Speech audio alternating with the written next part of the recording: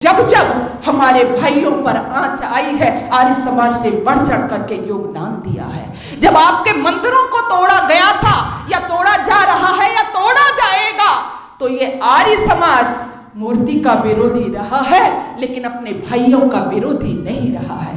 आर्य समाज ने बढ़ चढ़ करके भाग लिया है, तुम्हारे मंदिरों की रक्षा की है, तुम्हारे धर्म ग्रंथों की रक्षा की है, तुम्हारे महापुरुषों की रक्षा की है। ये हमें नहीं भूलना चाहिए। पिछले दिनों जो कुंभ का मेला लगा है, एक बयान भी वहां से आया, सभी पढ़े लिखे लोग बैठे हैं, एक बयान भी वहां से आया जी, जहां जो दूसरे लोग हैं, मुस्लिम लोग हैं, उनको कुंभ में ना आने दिया जाए। साथ ही साथ उनके साथ में किसको जोड़ दिया गया? आर्यों, आर्य समाजी, जैन, यानी जो नहीं मानते, जो मंदिर को नहीं मानते, गंगा मैया को नहीं मानते, जो ये नहीं मानते कि गंगा में, यमुना में, संगम में स्नान करके पाप कट जाते हैं, जो ऐसा नहीं मानते वो कोई नहीं आए। अब आप जरा विचार करो, इस देश में चल क्या रहा है? जो ये नहीं मानता कि स्नान करने से पाप कट जाए, वह यहाँ पे स्नान करने के लिए नहीं आए, उसको यहाँ प्रवेश नहीं करवाना चाहिए। हम क्या समाज को परोसना चाहते हैं? फिर अभी दूसरे लोग बोलेंगे, कहेंगे जी विधर्मी ऐसे कह रहे हैं, दूसरे लोग ऐसे कह रहे हैं। हम तो अपने आप में संगठित नहीं है, हमको ये बयान वहां जाकर के देना चाहिए था।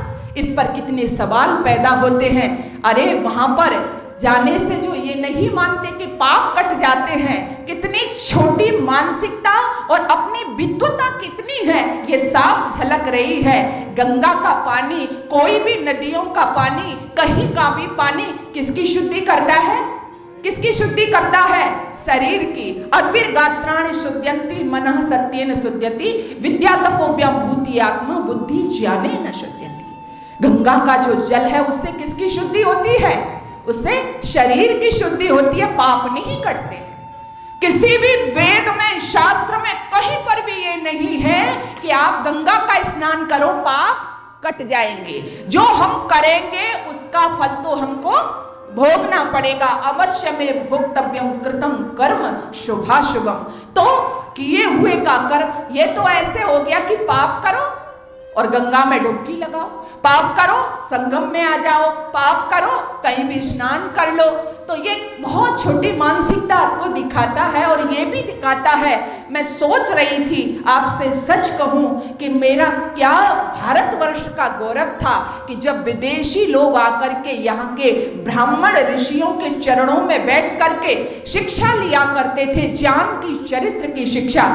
आज ऐसी ऐसी बातें करने वाले लोग धर्मगुरु के पद पर विराजमान हो, वहां से क्या धर्म का प्रचार और प्रसार किया जा सकता है? तो मैं यही कहना चाहती हूं कि सबसे पहले हम अपने आप में, ऋषि दयानंद ने तो हमको जो दिया, सिखाया, आर्य समाज तो उस पर काम कर रहा है। लेकिन मैं इसके साथ साथ एक बात और कहना चाहती हूँ कि हम जिस दिशा में काम कर रहे हैं, आप लोगों को जाकर के बताइए कि ठीक है, हम नहीं मानते कि गंगा में नहाने से पाप कट जाते हैं, हम नहीं मानते कि मूर्ति के सामने मत्था टेकने से हमारी मनोतियां पूरी होती हैं, हम नहीं मानते कि किसी शिवालय में जाकर के जल चढ़ाने से हमारी मनोतियां पूरी होती हैं। लेकिन आपको पता होगा कि जब जब हमारे भाइयों पर आंच आई है, आर्य समाज ने बढ़ चढ़ करके योगदान दिया है। जब आपके मंदिरों को तोड़ा गया था या तोड़ा जा रहा है या तोड़ा जाएगा, तो ये आर्य समाज मूर्ति का विरोधी रहा है, लेकिन अपने भाइयों का विरोधी नहीं रहा है। आर्य समाज ने बढ़ चढ़ करके भाग लिया है, तुम्हारे मंदिरों की रक्षा की है, तुम्हारे धर्म ग्रंथों की रक्षा की है, तुम्हारे महापुरुषों की रक्षा की है। ये हमें नहीं भूलना चाहिए।